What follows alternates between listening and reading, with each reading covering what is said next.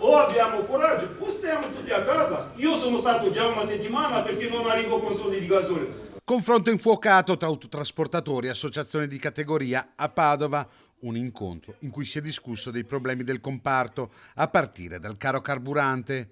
Venerdì prossimo un incontro a Roma che potrebbe portare ad un fermo dei mezzi. Porteremo a Roma la nostra decisione di fare il fermo nazionale del trasporto se l'Unatras il 17 di aprile porterà l'idea di fare il fermo nazionale. Forse potrebbe essere deciso un fermo dell'autotrasporto, ma le aziende oggi riunite in questa splendida assemblea che abbiamo fatto proprio in funzione di intercettare la difficoltà che le nostre aziende stanno attraversando, sarebbero, dicono, costrette a fermarsi molto prima. Ci auguriamo di non dover dire alle aziende sì, fermiamoci, ci auguriamo che il governo possa garantirci le istanze che abbiamo domandato. I rincari del gasolio dovuti alla guerra in Medio Oriente hanno acceso la miccia ad un comparto già in fermento, come testimoniano gli autotrasportatori. Oggi si è parlato quasi esclusivamente dell'aumento del gasolio, delle accise, eccetera, eccetera. Quello è uno dei tantissimi problemi. I problemi sono innumerevoli, il trasporto va riformato dall'inizio alla fine.